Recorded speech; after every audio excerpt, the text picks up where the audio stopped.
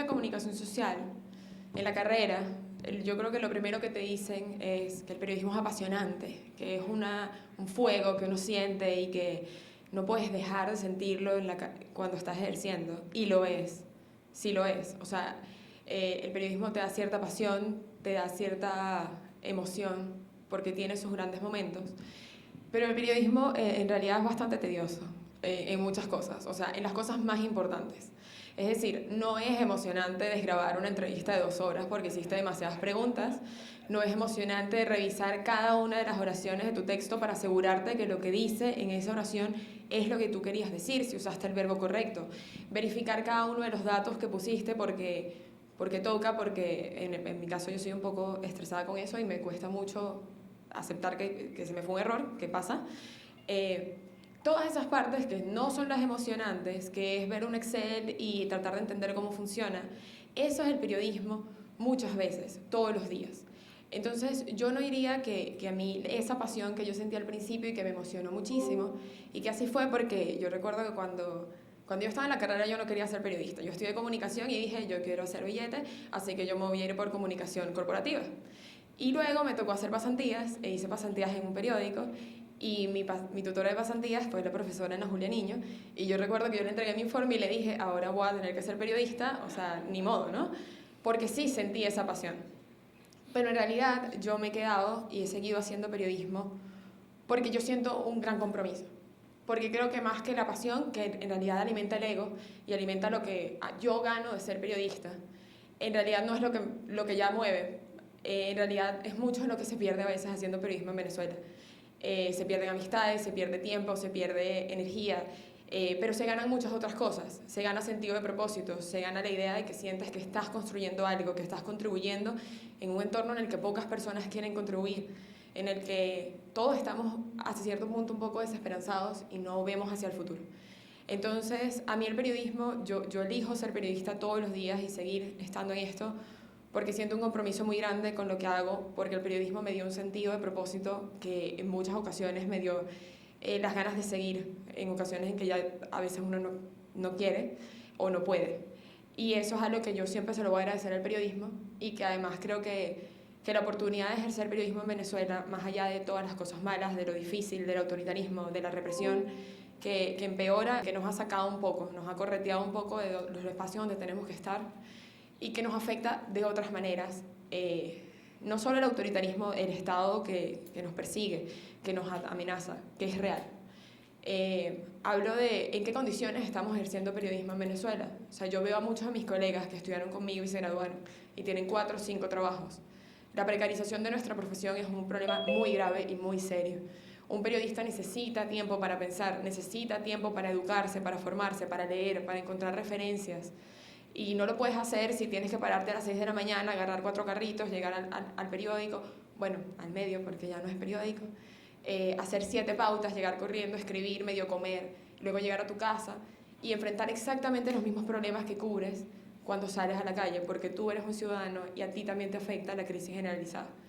Yo creo que, si bien yo sigo por el compromiso, creo que una de las cosas que es muy importante que nosotros reflexionemos y nos miremos a nosotros mismos.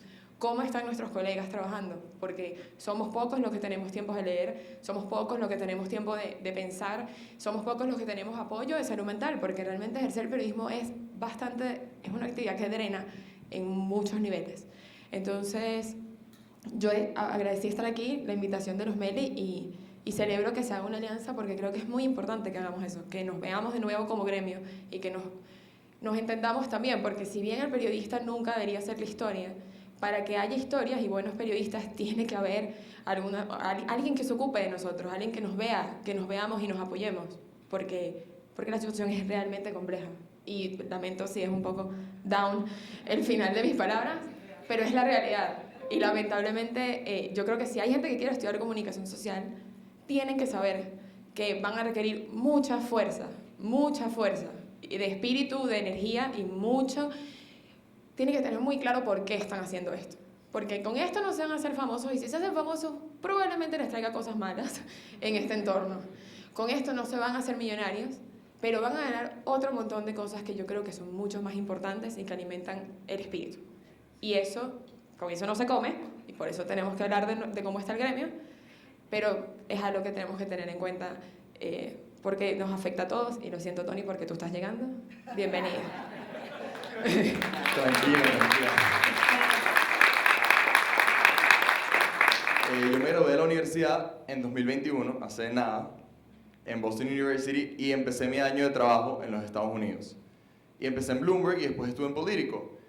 Y aunque me encantó trabajar allá y el ambiente de trabajo, la empresa, todo el tiempo me mandaban a escribir cuestiones sobre un candidato que se estaba lanzando en Nueva York o un estudio nuevo del permafrost en Alaska. Y la verdad es que nada de eso me estaba moviendo.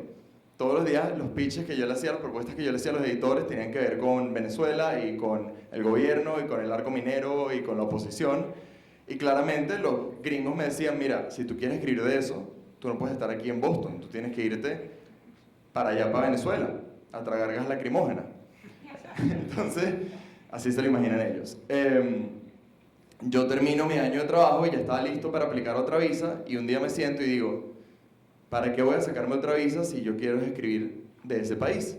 Y es lo que estaba haciendo y es lo que estaba proponiendo. Y en un arranque llamé a mi mamá y le dije, mamá, mira, en verdad me voy a ir a Venezuela. Quiero volverme a Caracas, llevo 5 años afuera, pero es lo que quiero escribir. Y bueno, fue una cuestión irracional. Gracias. Gracias. De locos, pero las pasiones son cosas de locos, y lo que a mí me apasiona es Venezuela. A mí en ese momento Bloomberg me planteó o venirme acá a trabajar con ellos o irme a México o a otro país latinoamericano. Yo les dije, o me voy a Venezuela o me quedo acá, pero yo quiero escribir desde Venezuela. No me veo corresponsal en otro lado. Quiero escribir de este tema, que es el que me encanta. Cada vez que yo venía de vacaciones a Venezuela, me compraba 10 libros de Venezuela en el Buscón y me los llevaba de vuelta a Estados Unidos. Y bueno, me ponía a leer allá a Tomás Estraca, a Margarita López Maya, cualquier libro nuevo que encontrara. Y siempre estaba mal pegado con Venezuela. Entonces al final ese mal pegue me hizo devolverme acá, y es lo que estoy haciendo. Estoy escribiendo para los medios acá, que como dice aquí Luisa, es medio paupérrimo, es por amor al arte. Y por los medios de allá, que bueno, pagan mejor, pero no les interesa tanto el país, ese es el otro lado. Más ahorita que ha bajado la demanda, como ellos dicen. Pero aquí sigo y me encanta y estoy feliz de que me devolví, no me arrepiento en lo absoluto, y creo que estoy escribiendo lo que quiero escribir porque, como siempre digo, esto es un país realmente noticioso. Aquí sucede algo todos los días, aunque parezca que no. Todos los días hay un informe nuevo, todos los días hay un acontecimiento nuevo, y los personajes que pueblan este zoológico urbano que vivimos siempre dan de qué hablar. Ayer discutíamos aquí un poco en el ensayo que nos hemos enfocado mucho en lo que llaman la pornomiseria, que yo creo que sí es un tema que hay que recalcar constantemente, pero creo que hay un punto en el que las historias de Venezuela ya se han vuelto repetitivas y todos las conocemos, y creo que sucede mucho que no se habla, o que no se habla en el grado que se podría estar hablando. Un tema que creo que está creciendo mucho y me parece positivo es el tema ambiental. En Venezuela realmente tenemos crisis ambientales de vieja data. Me estoy leyendo un libro que fue escrito en los años 60 y parece una descripción del arco minero, y realmente está hablando de minería en el sur del país en esa época.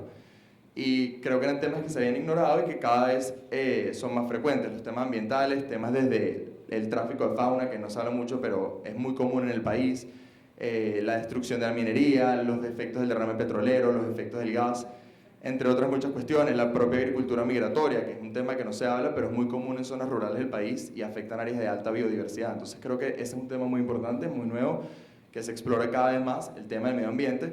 Pero yo también creo que en la ciudad misma, aquí en Caracas, suceden muchas cosas pequeñas que muchas veces ignoramos o que muchas veces no hablamos. Creo que siempre hay historias interesantes en huequitos, en edificios, en historias de urbanizaciones, historias de vecindario, de juntas de condominio, que dan mucho de qué hablar y que al final son un poco como la punta del iceberg de lo que estamos viviendo como país. Yo creo siempre que hay historias personales o historias anecdóticas que, aunque parezcan muy personales y muy anecdóticas, realmente son un reflejo o una postal de algo mayor que sucede en el país. Es un reflejo de lo micro a lo macro. Y creo que es algo que los periodistas tenemos que seguir buscando y recalcando más que meramente decirte, mira, hay 7 millones de migrantes, hay 6 millones de personas con hambre, cuéntame esa historia a través de alguien, o cuéntame qué está pasando, y cuéntame también qué está pasando no solo de lo negativo, pero de lo positivo. A mí me encantan los cuentos de panadería, me encantan los cuentos de biólogos defendiendo una especie en la selva con las uñas. Me encantan las historias de artistas nuevos que están surgiendo en Venezuela, y creo que también a la gente le gusta leer eso, porque el periodismo en Venezuela sin duda nos pone muy triste y muy decepcionante las historias que suceden, porque es un país donde pasan cosas tristes y decepcionantes, pero también pasan otras cosas, y creo que como periodistas también tenemos un deber de recalcar eso, porque al final hay que crear comunidad, y la manera de crear comunidad es creando esas ágoras y esos espacios comunes donde se encuentran las diferentes personas y los diferentes proyectos para una visión compartida del país y de la democracia en Venezuela.